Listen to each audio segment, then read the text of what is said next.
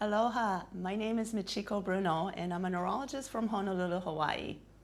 Today is August 27, 2023. We're in beautiful Copenhagen, Denmark for the MDS Congress, and I have a pleasure of interviewing Professor Jonathan Carr for our oral history project where we document pioneers and giants of the field. So Professor Jonathan Carr is Professor of Neurology at University of Stellenbosch in South Africa and true leader of neurology in South Africa. So Professor Carr has numerous accomplishments in neuroscience, in genetics and neurophysiology, and on top of that wrote about humanity and introduced us to the disparities in practice in South Africa and president-elect for the African region. So thank you so much for agreeing to this interview. We're so excited to have you.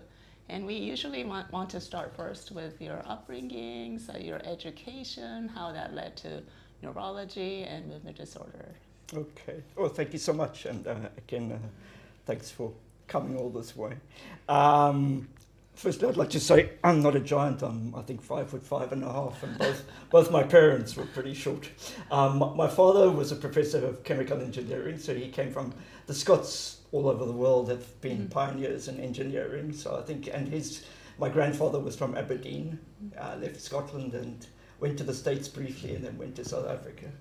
And in South Africa, my first ancestor went there in about 1815. He was a missionary, and he went to a particularly hot area of South Africa where he exhorted the local inhabitants to work harder. Hopefully they ignored him. But I've got a sister who's a professor of neuroethology in Maryland. So I guess I've come from quite an academic background of sorts. In South Africa, I went to what's called a private school, kind of like the English public schools. We're all familiar with these. And then I went to the University of Cape Town. So when I was growing up, I was born in 1961, which was just when South Africa elected to leave the Commonwealth. So just for those who are not familiar with it, the remnants of the British Empire consist of the Commonwealth, various ex-colonies, and South Africa had been one of those for a while. And as I say, a month after I was born, a couple of weeks after I was born, South Africa left the Commonwealth and already had been very, very directed towards formal apartheid structures. So my entire childhood, in my entire childhood, was growing up in an apartheid system. I was completely familiar with it. South Africa, in terms of was divided in some extent amongst whites between Afrikaans and English-speaking, and English-speaking tended to be more liberal, so I came from that background. UCT, University of Cape Town, was a liberal institution, liberal in the sense of left-wing as opposed to monetarist sense. Like many of my peers, when I was a teenager, I would probably ride around on my bicycle and pull down posters from the apartheid politicians, but this in no way represented any meaningful struggle. So there were a great number of white people who devoted their lives to the struggle against apartheid, but I'm afraid to say that my efforts were puny. Nevertheless, so all high school students would be during high school we would do, just as the American system did during the Vietnam era, there would be ROTC, I think. So we all did cadets, as happens in, I guess, many countries. And then many high school students, when they finished high school, would go to the army.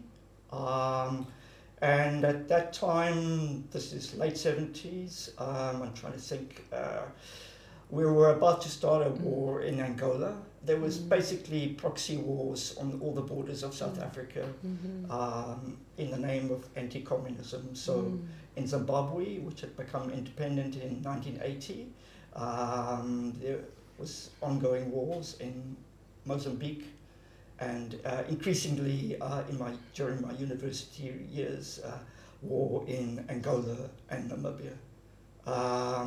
So from my cultural group of liberal, white, English-speaking South Africans, very overprivileged, we would try and go to university to avoid going to the army, just as happened in Vietnam. And of that group, all of them left. So I would say of my medical school class, virtually all the males left to avoid going to the army.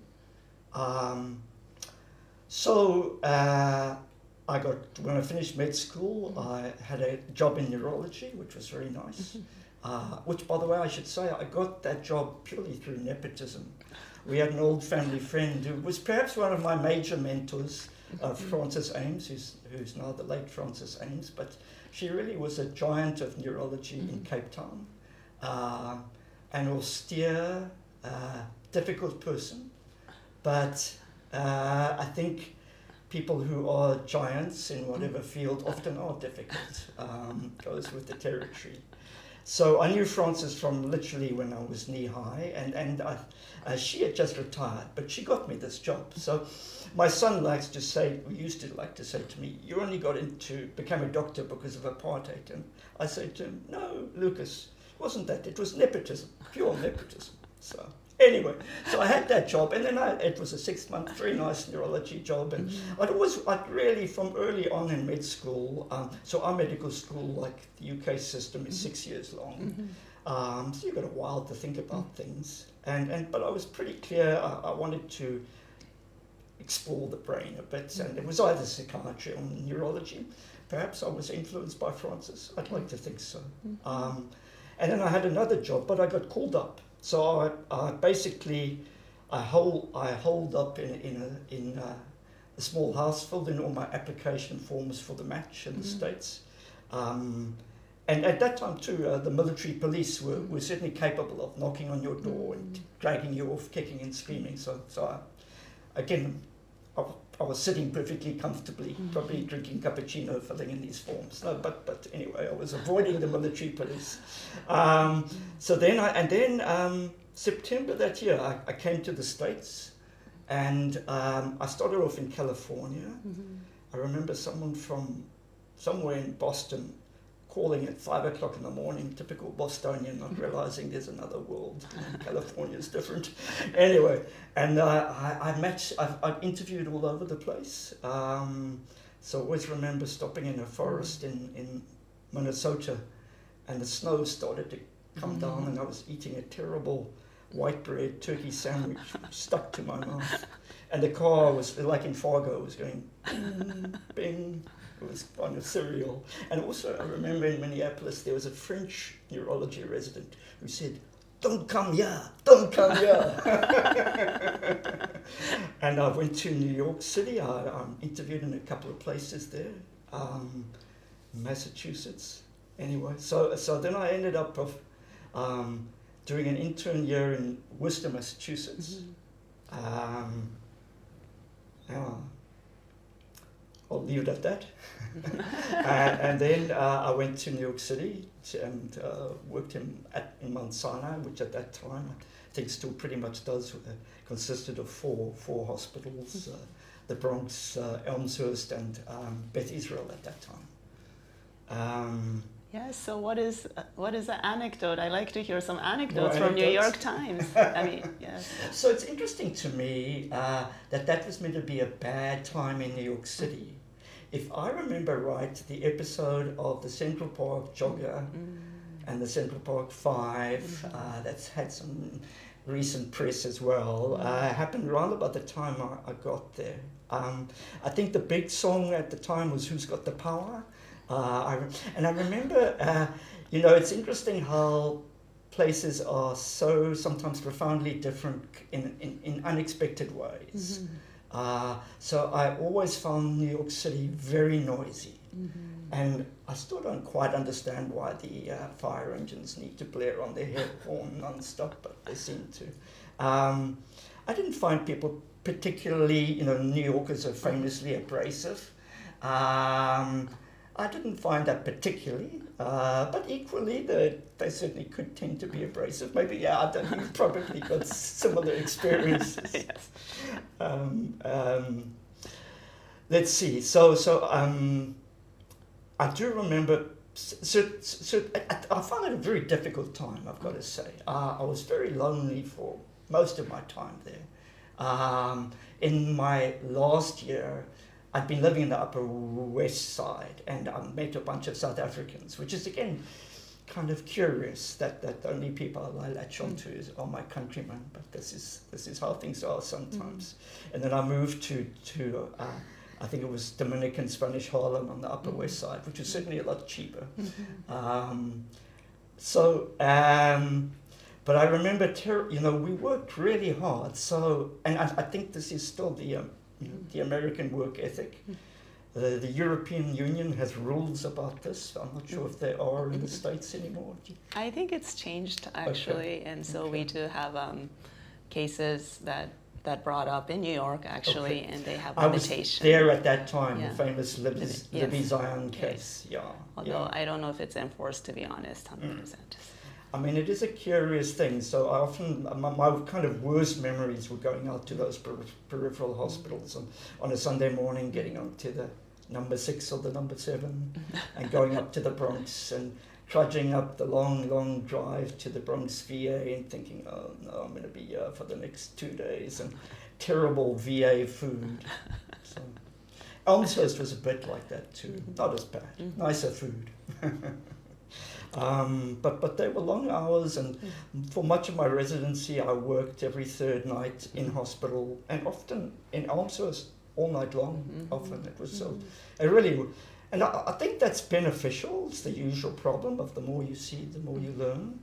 And I was young and stupid, but I don't think I could do it again.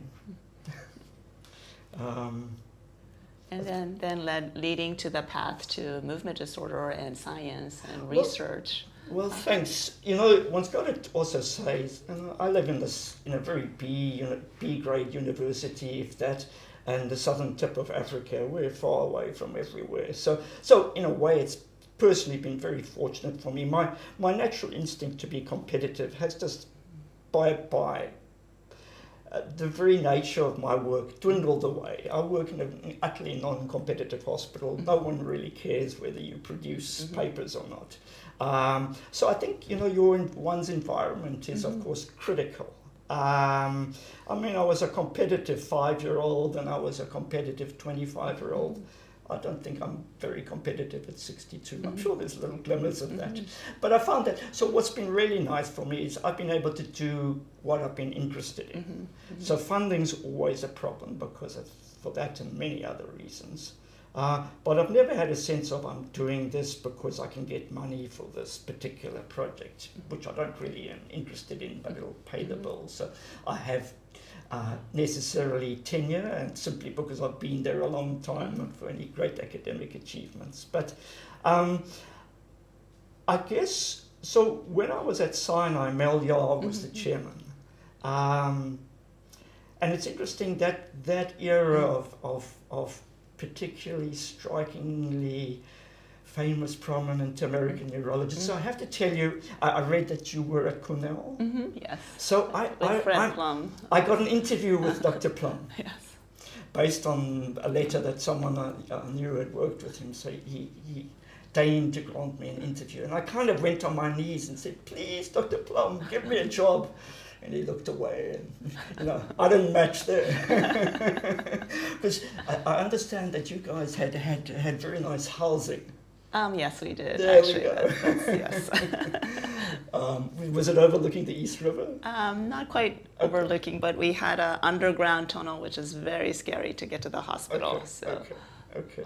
And you were only at Cornell? We actually were also at Memorial Sloan Kettering. Oh, okay, of course. But that's kind of across the way. Yes, exactly. Because I think I met Posner, but I may be making this up. I'm not quite sure. I certainly remember Dr. Plum. But Mel Yar was a famously frightening person. I remember once going to a meeting where Warren Alono, it was in South Africa, came out, and he was, for some reason, he got to be talking about Mel Yar, and he had a picture of him as a baby. And he may have made it up, but he said, quite truthfully, you know, his parents were frightened of him. We were all terrified of him. He was a terrifying individual. But he was getting on. But it was interesting, when you go on holiday, you know, there'd be this huge sigh of relief. But I guess, you know, those sort of, you know, figures who were so dominant in American neurology, their time has passed, for good or ill. But I think, you know, I remember doing a little bit of clinical research work for him in Parkinson's. So even as, yeah, and obviously there would have been a tendency at Sinai, maybe towards movement disorders. Of course, the background had been Morris Bender, who tragically died a few years before I got there with neuro-ophthalmology. Again, so in Sinai, people I remember with great affection was Steve Horowitz, who was a neuro-ophthalmologist. But I must say, my general, I remember when I matched, the attending who was interviewing me said, "Are you sure you want to come here, New York City? You know, you come from South Africa, it's going to be hard for you." And, you know, again, probably mustering all my competitiveness, I went for it. But it was hard. It was certainly hard. Anyway, but as I say, I was young. Wouldn't want to do it again. But I guess, you know, I think my interest in movement disorders just comes from my interest in neuroscience. And it's, if you want, self-initiated. And then I guess also from being even at school, I was interested in genetics. Many people are. Which is like a pioneer at the time, right? I guess it's a new field. Maybe. But, you know, again, the problem with genetics is you often basically all we've done is replicate studies, which has been a little bit interesting. Actually, there have been a few things that have been interesting. So, but, you know, the famous New Zealand physicist Rutherford said, "Science is physics or stamp collecting." And all that I've done is stamp collecting. There's no doubt in my mind about that. It's been so what's been nice for me is perhaps probably quite uncommonly, because I would imagine if you're in the States and you're interested in genetics, I don't know how often, actually people do field trips. So I've been friendly and very, very grateful to Zig Zolek at the Mayo Clinic in Jacksonville. He's really been a great inspiration and aid to me over the years. He really, really has. I'm extremely grateful to Zig.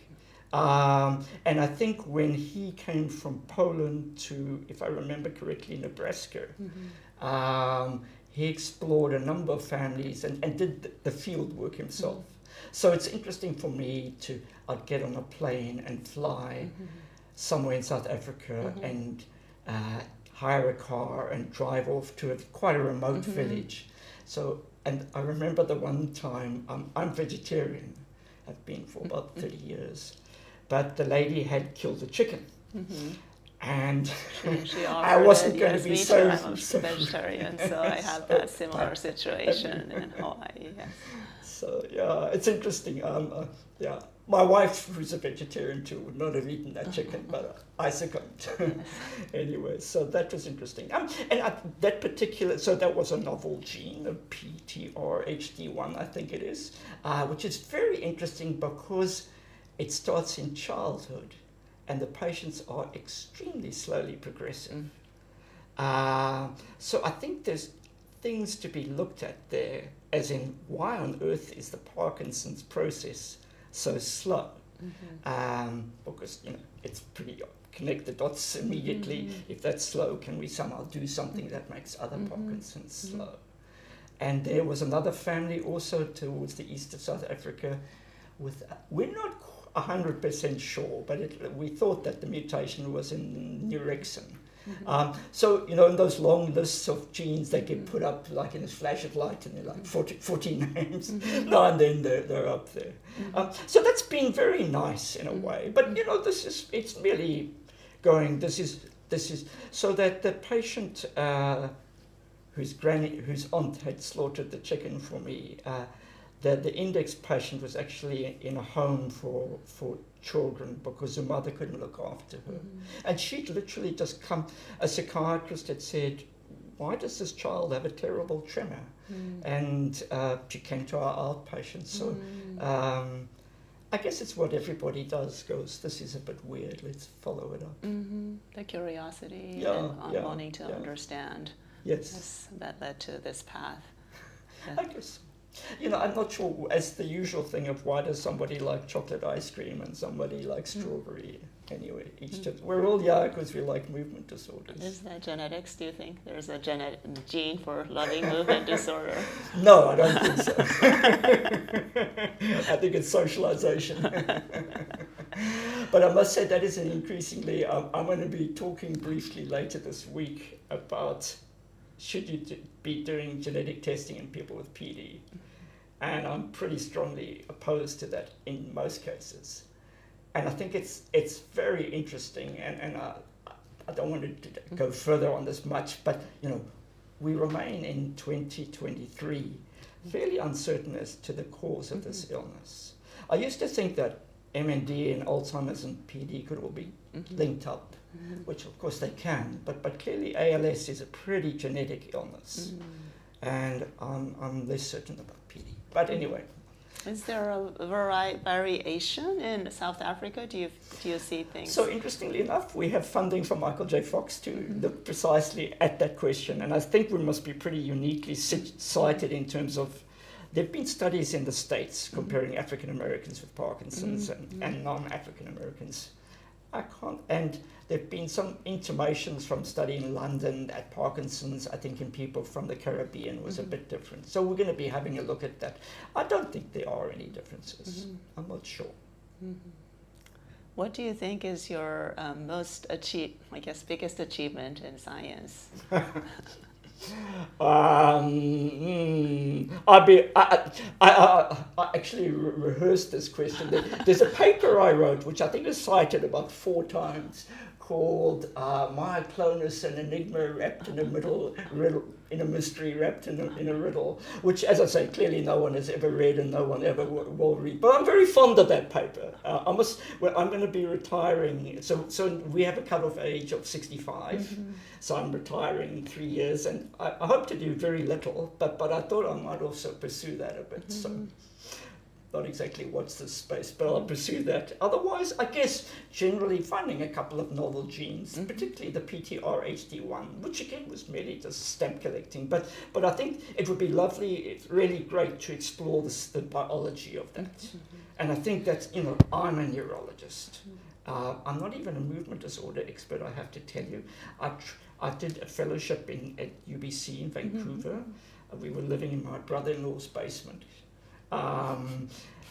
And that was about 8 months. So I don't feel like I've had a very, very deep training in movement disorders. I've always been interested in them, but I work in the second largest hospital, I think, in the Southern Hemisphere.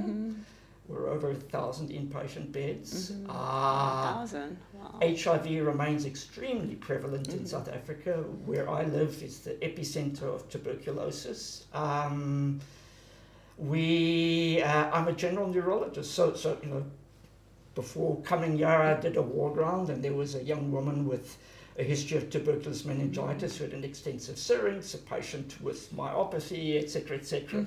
But you know, I certainly gravitate strongly towards movement disorders when I can. But necessarily, I'm not doing movement disorders every day. If I could say, my proudest achievement is simply that we have been able to train young doctors from neighboring countries. And if you look at the WHO map of Africa, as in where are the neurologists, there's vast spaces of nothingness. And I think we're seeing that really changing quite a bit. So I like to say we've trained the only neurologist in Zimbabwe. We've trained half the neurologists in Namibia, and we continue to do so. Some of them leave Africa, but I think the majority have been staying, which is always gratifying. And I think that's really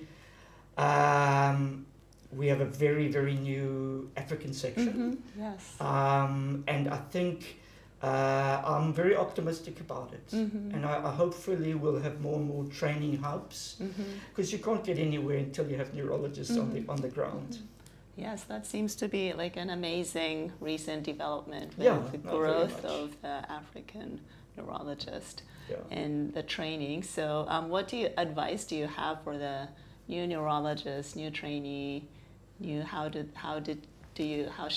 what kind of challenges do they face? How could they overcome that?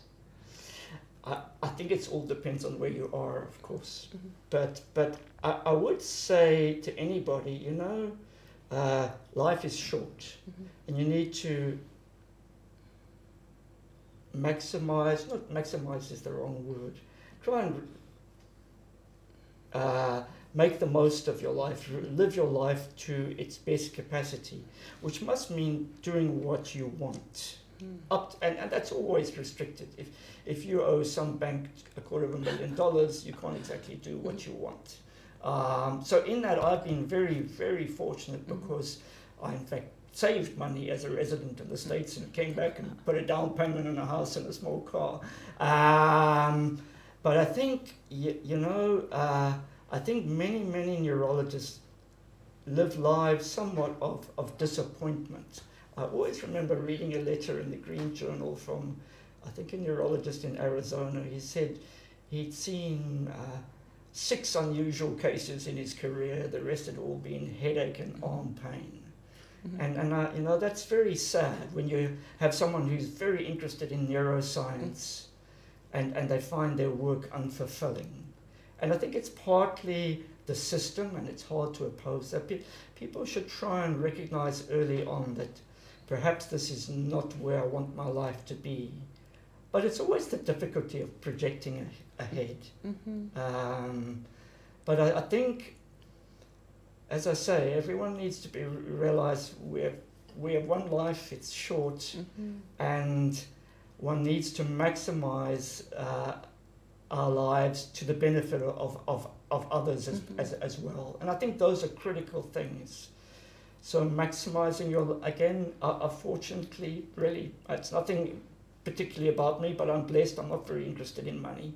I think maximizing your life to generate a lot of money to help somebody in Wall Street is not a very useful use of your life, but I'm sure most people feel differently. They appear to. How do you balance the onslaught of people needing care versus your research interest, academic interest? And how do you manage that? That's very easy, because those need care dominate always. So, if there's a patient in status epilepticus, that gets, it's the usual thing. So that's difficult. We are 3.5 neurologists. We have about 20 beds, including a little stroke unit. We have about 10 residents, a little bit less than that. And it's interesting, because I'm sure people imagine that this is impossible, all this deluge of patients, but everybody comes to work wherever you are, and everybody goes home. They do their job on the day. Maybe it's a bit different, but we get through it all. But there's certainly not great dedicated time for research, but the fact is one can manage to do some. But that's, there are only 24 hours in the day, and if you're busy seeing patients with terrible physical problems, those will always dominate. I think that's the nature of the work for many people in the world, whether it be in Argentina or India or China. I'm sure that's the case. But I guess we all manage in our spare time. Great. So where do you see the field going, and especially the African section? I think, as I said, I'm cautiously optimistic. Cautiously optimistic for Africa. We've had some problems. We've got a lot more. And I think what's really great, the Movement Disorder Society has been just wonderful and incredibly generous, incredibly supportive. We're really, really pleased to be part of it.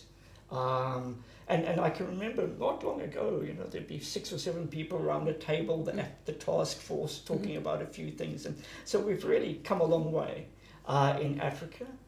The field of maybe movement disorders in general, I'm a little concerned because I think they're a bit stuck. So my particular concern is that molecular genetics has failed to live up to its promise.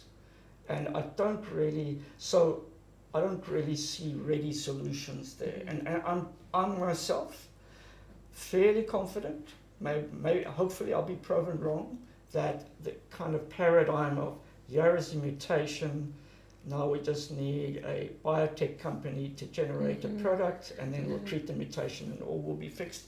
I think that's naive, unfortunately. I think biology is very complicated, and I reiterate that personally I'm unclear as to the cause of Parkinson's disease, and it's easy to say in retrospect, but research requires funding generally in order to enable people to have time. And if the funding is all going one way towards molecular genetics, then necessarily no other research will be funded. So we'll have to see. I'd always hoped that there would be breakthroughs in other disciplines, like, for example, ALS, that would illuminate Parkinson's. I don't think that's going to be the case.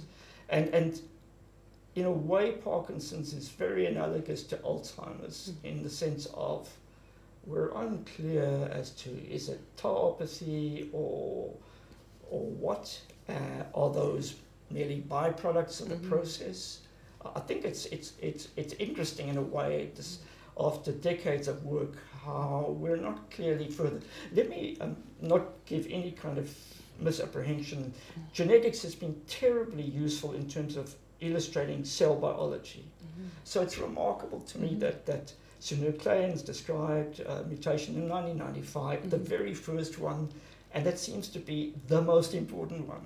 You know, isn't it? It's such a weird coincidence, but it's there. So the biology, and just as with the autosomal recessive mutations all pointing towards mitochondria, the biology is very important. But and the biology will be key to treatment.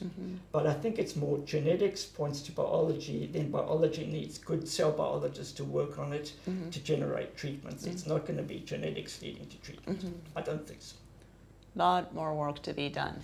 More work to be done. So it's very encouraging that younger generations are coming into this field. Absolutely. So. Yeah, no, it's really, I mean, in my short time, I think we've seen the Movement Disorder Society really expand hugely. Yeah. Well, thank you so much for being with us today. We are so excited for the new future in African section. So, yes, thank you. Okay, great. Thank you so much.